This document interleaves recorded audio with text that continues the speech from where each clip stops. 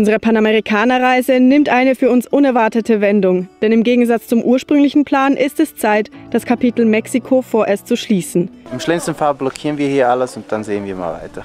Das Land zeigt sich nochmal von seiner schönsten Seite, aber da ahnen wir noch nicht, wie nervenaufreibend es erst noch werden würde. Unsere Einreisegenehmigung wurde nämlich gecancelt und wir haben keine Ahnung wieso. Hallo und schön euch in diesem Video dabei zu haben. Wir sind in einem weiteren Paradies angekommen. Wir sind in der Nähe von Tamasopo und es ist einfach ein Traum. Man hört es vielleicht im Hintergrund, es gibt hier Flüsse, Bäche, Wasserfälle. Wir haben einen kleinen Pool direkt vor unserem Camp. Es ist auch richtig heiß, darum sind meine Haare schon nass. Der Tag startet nämlich jeden Morgen mit einem Sprung ins kalte Nass. Aber wir sind auch weiterhin mit Cinzia und Timme unterwegs. Ja, man sieht, unser Camp ist direkt am Wasser, es ist einfach ein Traum und lasst uns gerade ein bisschen gut gehen.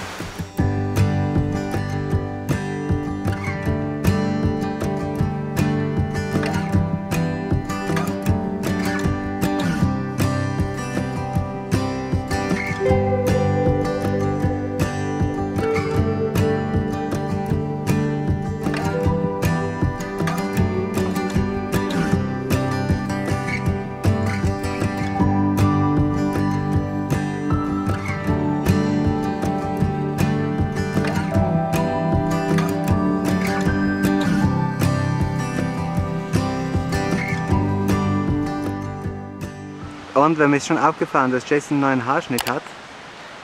Es war einfach zu heiß. Es musste ab. Ja, und das ist alles selbst geschnitten. Ja. Ob es dann gerade ist, ist die andere Frage. Sieht gut aus. Danke. Und mir hat sie auch gleich einen neuen Haarschnitt verpasst. Wem ist das schon aufgefallen? Und so sieht es bei mir aus. Ich finde, das sieht ziemlich gut aus.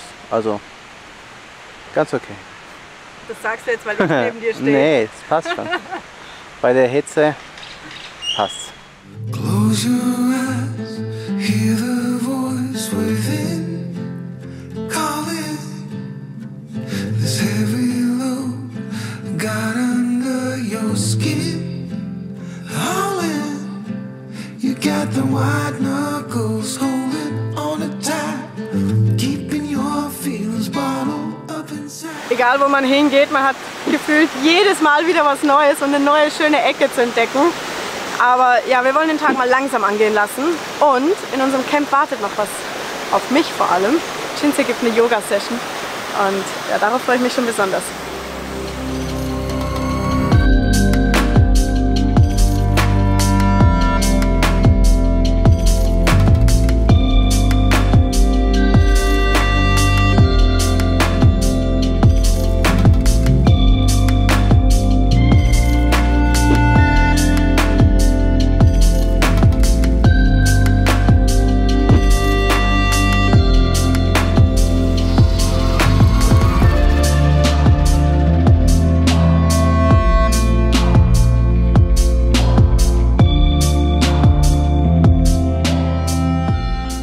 Na, wie war's?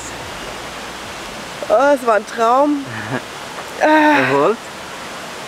Ja, also zwischendurch war es schon ein bisschen fordernd, war schon anstrengend auch. Aber es tat richtig gut, gerade so am Morgen sich so ein bisschen, ja, so zu bewegen, ein bisschen positiv in den Tag zu starten. Und ich meine, Cinzia ist ja ein Vollprofi, sie macht ja, also sie gibt ja Online-Yoga-Stunden, seit Jahren bereits. Und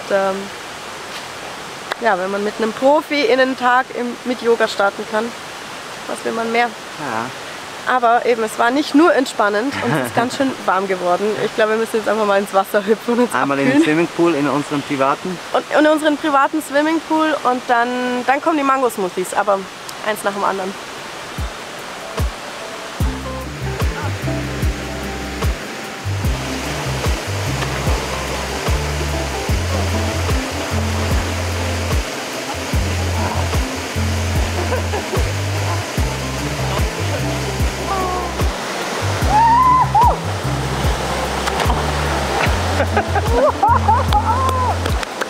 So eine Abkühlung tut ja richtig gut, vor allem mit dieser Hitze, die wir hier zurzeit haben. Und ja, privater Swimmingpool, sind komplett alleine hier.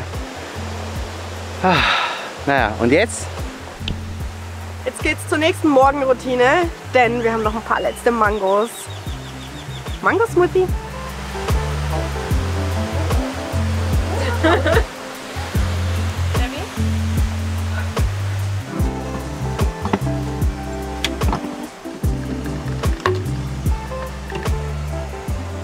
Das sind unsere allerletzten Mangos. Wir haben jetzt seit, glaube ich, einer Woche uns quasi von Mangos ernährt, weil wir ja so viele hatten. Der Mango-Smoothie war echt das Beste immer am Morgen, muss ich sagen. Also ja, das andere war dann irgendwann ein bisschen viel. Aber ja, genau, was ich noch sagen wollte, ich habe vergessen zu erwähnen. Falls ihr die Reise von Cinzia und Töme auch mitverfolgen wollt, wir tun euch den Link unten in die Videobeschreibung. So, und jetzt mixen wir das Ding.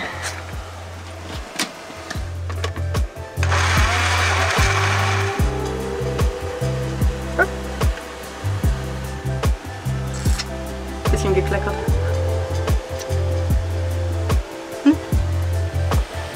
So, die letzte Smoothies. Yoga und Mango Smoothie. Bester Start in den Tag.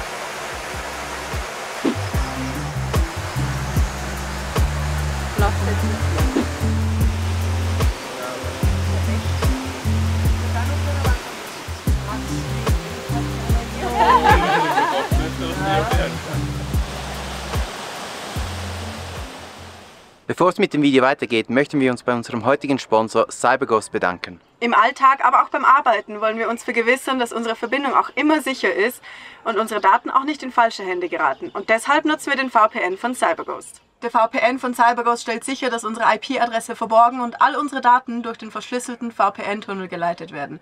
Somit fühlen wir uns auch dann sicher, wenn wir zum Beispiel unsere Finanzangelegenheiten online erledigen, denn es weiß wirklich niemand, was wir online machen, nicht mal CyberGhost selbst. Doch davon abgesehen können wir mit CyberGhost VPN auch Geoblocking umgehen. Wir stellen einfach den passenden Standort ein und können so Websites, YouTube oder auch Filme und Serien von über 35 Streamingdiensten wie Netflix, Amazon Prime oder Disney Plus wie gewünscht konsumieren, egal wo wir uns auf der Welt befinden. Da ist es auch verständlich, dass CyberGhost weltweit bereits über 38 Millionen Nutzer hat und auf Trustpilot das meistempfohlene VPN ist. Außerdem wird es von Websites wie computerbild.de, chip.de oder auch pcwelt.de empfohlen. Den VPN-Dienst könnt ihr natürlich auf allen gängigen Plattformen nutzen und ein Account reicht auch für bis zu 7 Geräte, ob nun die eigenen oder die von Freunden und Familie. Und falls man doch mal Unterstützung braucht, so gibt es auch einen deutschen Support, der 24/7 erreichbar ist. Wenn ihr das Ganze selbst ausprobieren möchtet, klickt euch den Link unten in der Videobeschreibung an. Damit bekommt ihr 83% Rabatt sowie 4 Monate gratis. Somit bezahlt ihr gerade mal 2,03 € im Monat und mit der 45 Tage Geld-Zurück-Garantie geht ihr auch kein Risiko ein. Und jetzt geht's weiter mit dem Video. Es ist 3 Uhr nachmittags und wir haben zurzeit 36 Grad. Zum Glück weht ein bisschen der Wind, aber es ist abartig warm. Wir müssen hier irgendwie versuchen, Schatten zu bekommen, denn unser Kühlschrank, der gibt mittlerweile den Geist auf. Der überhitzt die ganze Zeit, weshalb wir ja, den kleinen Venti hingetan haben, damit er abkühlt. Ich glaube, das Beste macht Cinzia, sie sitzt da im Wasser und liest einfach ein Buch. Also ich glaube, das ist die beste Variante zurzeit. Ja, und Jessie sitzt hier hinten, hinter dem Fahrzeug und arbeitet noch ein bisschen. Es ist einfach viel zu warm, oder? Ja.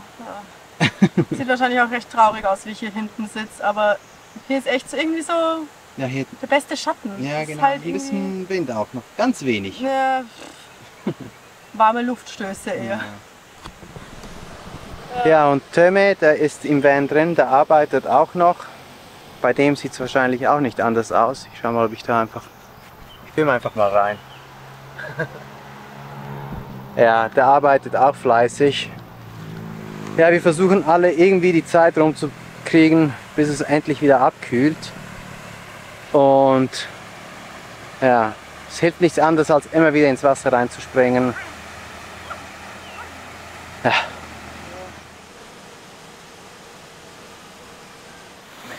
Hola, Mamacita.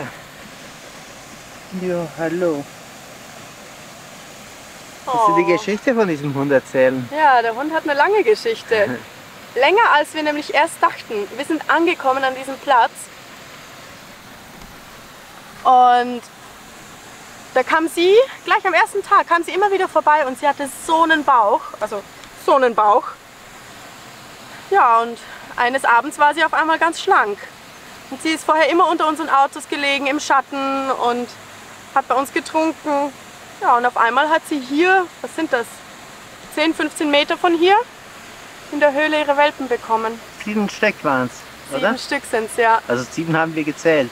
Ja, aber wir haben alle 7 gezählt. Von dem her, ich glaube, da kommen wir auf einen Nenner. Ja. Und die kommt immer wieder vorbei zum Trinken, isst beim Camper eins weiter und ja, voll süß.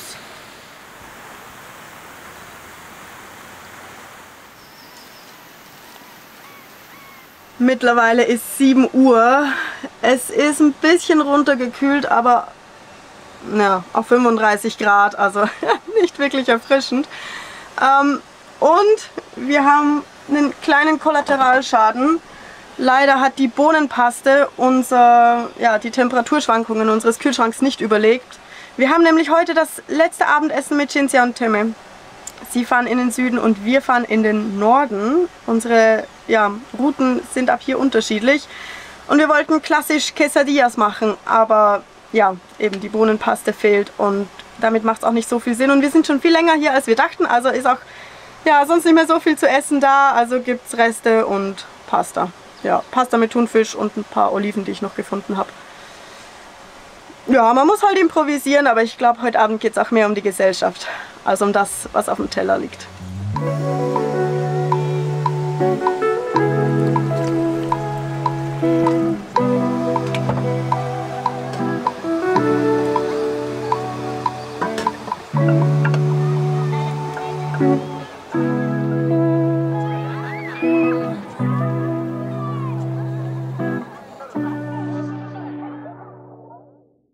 Guten Morgen. Es ist bis auf ein paar Vögel und den Wasserfall natürlich ganz schön still, denn es ist 6 Uhr morgens. Wir sind früh aufgestanden, denn heute wollen wir losfahren. Wir wollen nutzen, dass es morgens noch nicht so heiß ist. Das ist besser für die Wagen. Und ja, es ist früh. Aber es ist eben auch der Tag, wo wir uns verabschieden. Vorerst. Wir treffen uns sicher wieder. Roberto macht hier den Van fertig. Die beiden, Cinzia und Temme, sind, glaube ich, schon so gut wie fertig. Ich glaube, die sind ein bisschen schneller als wir. Ja, und dann geht's auch schon los bald. Sehr, sehr schön gewesen. Dann uns im November. Bis gleich.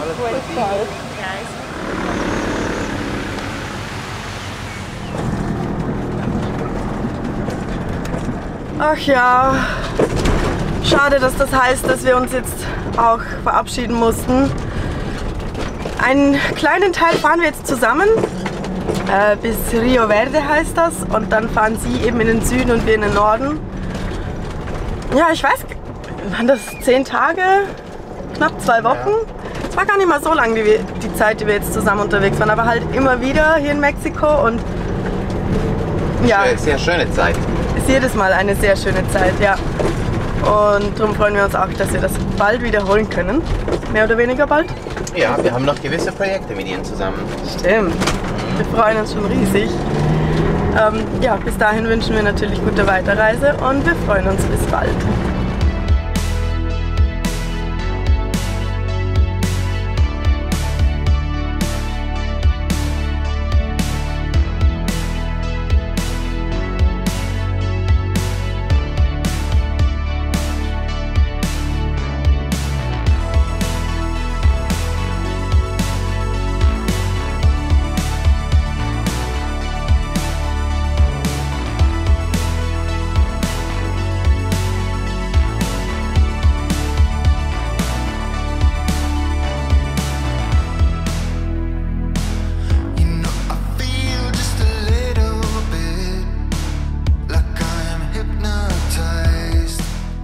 Tja, wir sind jetzt fast an unserem Ziel angekommen. Wir fahren nämlich nach Real de 14. Das ist eine Geisterstadt. Ja, das Problem ist nur, man kommt da nur durch einen Tunnel rein. Und die Dame hier hat jetzt gesagt, wir wären zu hoch. Die lässt uns nicht durch. Theoretisch... Also du musst das jetzt kurz abklären mit dem Chef. Ja. ob das geht oder nicht. Weil sie sagt, man darf, also die Höhe ist 2,70 und wir sind ja etwa 2,60. Sollte eigentlich gehen, aber Ja, keine Ahnung. mal sehen. Die funkt jetzt mal durch und dann sehen wir mal, womit sie dann wieder zurückkommt. Sieht so aus, als würden wir jetzt doch reinfahren dürfen. Die Dame hat uns jetzt bestätigt, dass wir von der Höhe theoretisch reinpassen sollten, aber ja, ob das dann wirklich auch so ist, keine Ahnung. Wir müssen auf jeden Fall die Tasche rausnehmen, also runternehmen, damit die auf jeden Fall nicht hängen bleibt. Und danach, ja, probieren wir es und sehen, ob es geht oder nicht. Was meinst du? Es muss. Also ein bisschen nervös bin ich schon. Ja, ich bin nicht nur ein wenig nervös, sondern richtig nervös, aber naja, im schlimmsten Fall blockieren wir hier alles und dann sehen wir mal weiter. Okay, die ersten Autos fahren rein. Ich bin schon ein bisschen nervös, muss ich sagen. Weil, also der Eingang ist noch ein bisschen höher als dann im inneren Teil des Tunnels.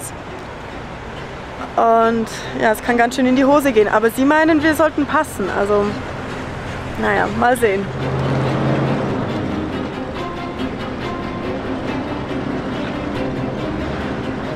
Ich mache mir gleich in die Hosen. Es fühlt sich ziemlich eng an, aber ich glaube, wir haben genug Platz. Ja. Sonst hören wir es dann. Ja.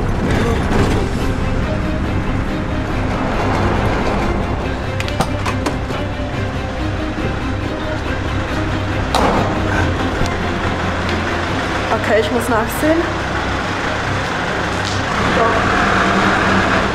Es sieht drin immer viel enger aus.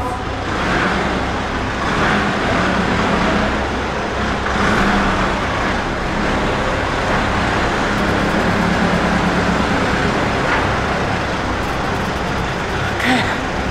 Ich glaube, das sieht gut aus.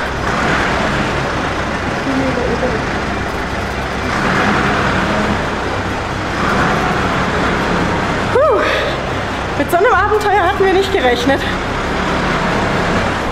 Hier ist nochmal eng. Es ist richtig eng hier.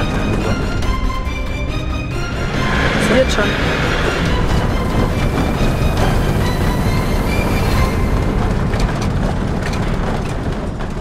Wir sind durch! So hell hier. Aber Jimmy hat uns wieder zuverlässig an unser Ziel gebracht. Genau, so wie immer. Wie immer. Ganz schön abenteuerlich diese Fahrt hierher, vor allem der Tunnel hat mir meinen letzten Nerv gekostet, aber ja. Und dafür mussten wir noch 137 Pesos bezahlen, das sind 6, 7 Euro, wie viel? Ja, 7 etwa, ja. Ja, ich hoffe, wir müssen nicht das gleiche nochmals zurückbezahlen, denn wir müssen nochmals zurückfahren.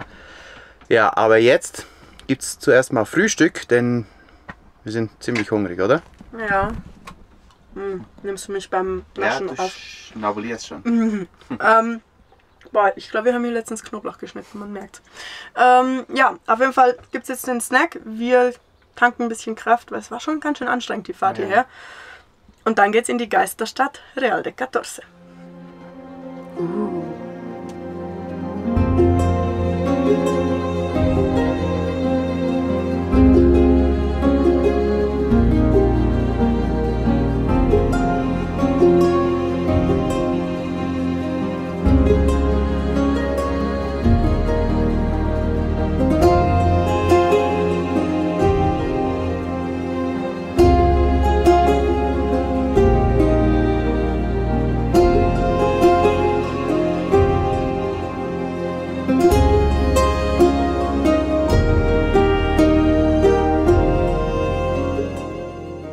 Vielleicht ist euch aufgefallen, diese Stadt ist nicht wirklich eine Geisterstadt. Ursprünglich war es eine Bergwerkstatt, wo viel Silber abgebaut wurde, besonders gegen Ende der Kolonialzeit. Doch ja, nachdem die Hauptmine geflutet wurde und die anderen nicht so ergiebig waren, sind die etwa 30.000 Einwohner, die hier lebten, abgewandert. Und zu dem Zeitpunkt wurde es eine Geisterstadt. In den letzten Jahren hat aber der Tourismus hier wieder Fuß gefasst. Es ist ein Pueblo Mágico und somit leben jetzt etwa 1400 Personen hier. Plus kommen natürlich viele Besucher hierher.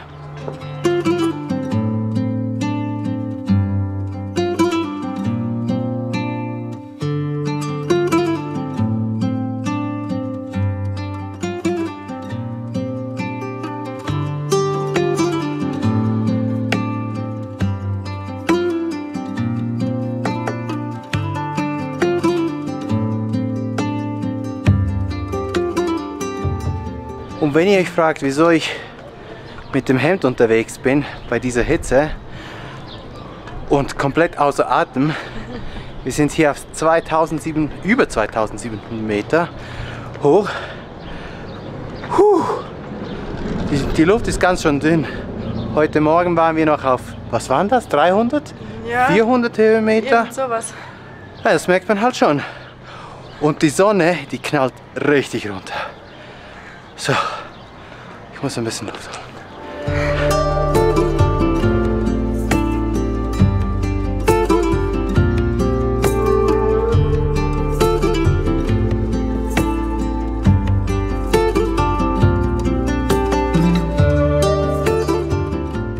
Und hier sind wir am Aussichtspunkt von Real de 14.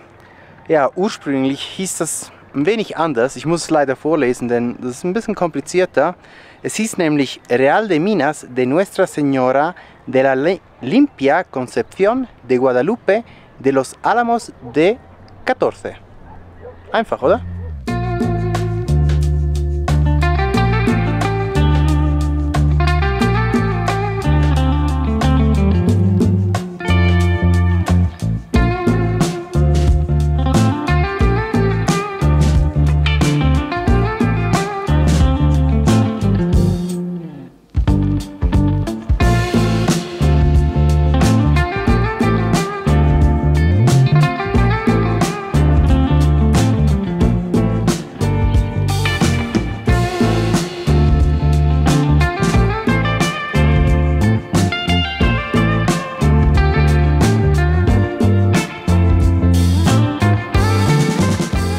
Wie an so vielen Orten gibt es auch hier eine Geschichte, ja, abgesehen von der westlich oder kolonial geprägten Geschichte, denn es gibt hier das Volk der Huicholes.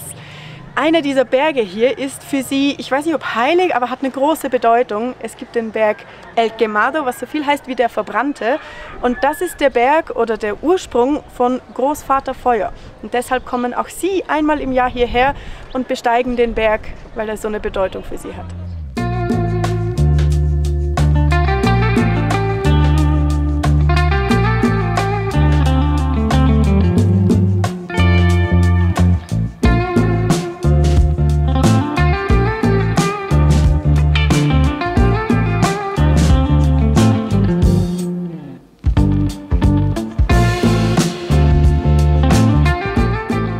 Man merkt, dass das Dorf hier hauptsächlich vom Tourismus lebt, was ja eigentlich ganz gut ist.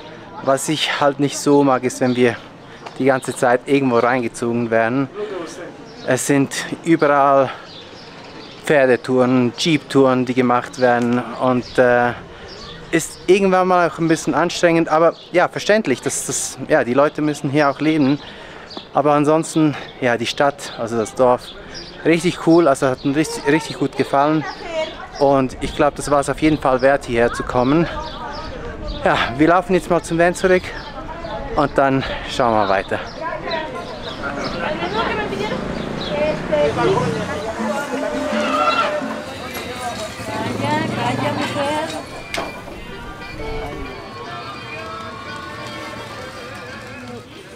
Algunas dunas. 20 sí. Wir haben ja vorhin ein paar Herren mit diesen Kaktusfeigen gesehen und jetzt hatte ich solche Lust, habe ich hier welche genommen. 4 Feigen für 1 Euro etwa. Muchas gracias. Buen día. Igualmente. Gracias. Und es gibt welche mit rotem und mit gelbem Fruchtfleisch. Ich habe 2 und 2 genommen, weil die roten sind ein bisschen süßlicher, aber ich mag eben auch gerade bei den hellen, dass sie so ein bisschen fester sind von der Konsistenz. Gibt es zur Nachspeise heute Abend.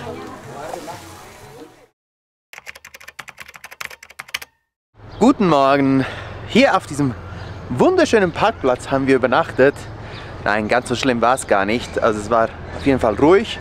Und auf dieser Höhe, wo wir uns zurzeit befinden, auf 2700 Meter, war es richtig angenehm. Es war nicht kalt. Wir haben nicht die ganze Nacht durchgeschwitzt. Was will man mehr? Ja, wir machen uns langsam fertig, um wieder runterzufahren. Eine Sache müssen wir aber machen, wir müssen unbedingt die Luft aus den Reifen rauslassen, denn die Fahrt hier nach oben, es waren 30 Kilometer auf diesem komischen Asphalt, eine absolute Katastrophe. Wir dachten immer wieder so, ja, okay, die Straße wird jetzt gleich besser, also lassen wir die Luft nicht raus. Sie ist nicht besser geworden, sondern schlechter und deshalb Luft raus und dann wird es wahrscheinlich auch durchs Tunnel besser gehen, wo wir gestern ja eigentlich durchgekommen sind. Ja, mal schauen, wo wir heute landen. Ja.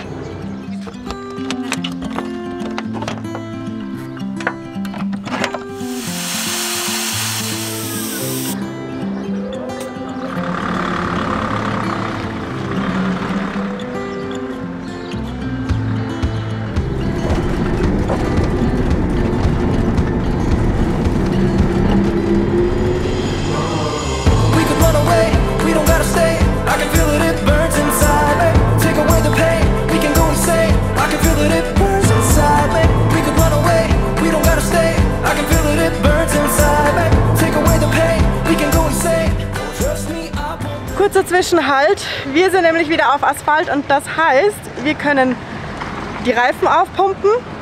Hier gibt es auch eine Tankstelle, also werden wir auch gleich tanken.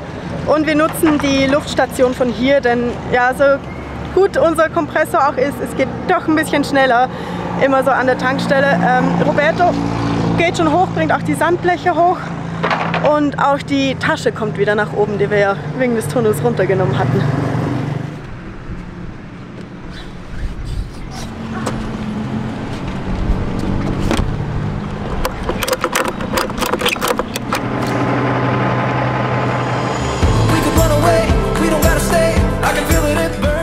Und so setzen wir unsere Reise fort. Während der nächsten Tage fahren wir durch einsame Wüste, begleitet von Windhosen, Sturzregen und immer weiter steigenden Temperaturen.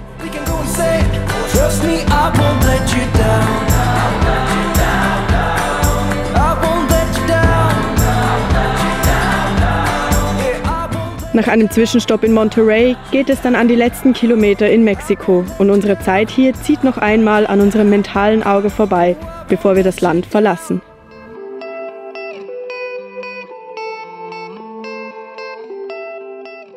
Okay, da vorne ist die Grenze und ich bin richtig nervös. Ich finde ja Grenzübergänge allgemein ein bisschen nervenaufreibend, aber ja, wir haben spontan kurz vor der Abfahrt hierher Bescheid bekommen, dass unser Status geändert wurde. Unsere Einreisegenehmigung wurde nämlich gecancelt und wir haben keine Ahnung wieso. Wir haben da angerufen, wir haben versucht Infos zu finden. Wir haben uns da ewig damit rumgeschlagen gefühlt und ja, jetzt hoffen wir einfach, dass wir reinkommen. Ich habe richtig Herzklopfen und es ist auch noch richtig heiß. Es ist draußen, es ist wie in der Sauna, es sind 40 Grad. Es ist echt nicht normal, es fließt so an einem runter. Ja. Hilft nicht gerade, aber naja. Ja, schauen wir einfach, dass wir da reinkommen und alles gut geht. Drückt uns die Daumen. Hello, sir. Hello, guys. Hi. The plates are from the Czech Republic as well? Yes, exactly. Any fruits, vegetables, alcohol, tobacco? Well, we have this the bananas there. Okay. And we have 4 or 5 cans of beer to drink it. That's it. Okay. Thank you so much. Thanks a lot. Have a good day. Woohoo! Banana. Banana. Oh, wir haben es geschafft. Wir sind in den USA und es fühlt sich irgendwie seltsam an, aber wir sind einfach nur so froh, dass es mit dem neuen ESTA jetzt geklappt hat und wir tatsächlich einreisen durften. Und ja, wir möchten uns an dieser Stelle auch unbedingt noch bei euch bedanken, denn ihr unterstützt uns so sehr auf dieser Reise und auch im letzten Video haben wir so viele liebe Kommentare von euch erhalten. Wir haben uns wirklich riesig gefreut und wir möchten uns natürlich auch beim Sponsor unseres heutigen Videos bei CyberGhost bedanken. Über den Link in der Videobeschreibung kommt ihr mit CyberGhost VPN zu sicherem Surfen und ihr könnt auch auf Geoblocking-Inhalte zugreifen und das für gerade mal 2,03 € im Monat und mit Geld zurück Garantie. Ja, und wenn ihr wissen möchtet, was uns jetzt hierher gebracht hat und wie es weitergeht, dann schaltet unbedingt wieder ein. Wir erzählen euch mehr dazu im nächsten Reisevlog und wir hoffen, ihr seid dabei. See ya! Mexico, Mexico, wow! Weil es so früh am Morgen ist, werde ich auch nicht viel reden. Ich weiß auch nicht mehr was. Hoch? Hoch. Hoch. Nicht tief. Ja? Hier waren wir schon auf die Sau.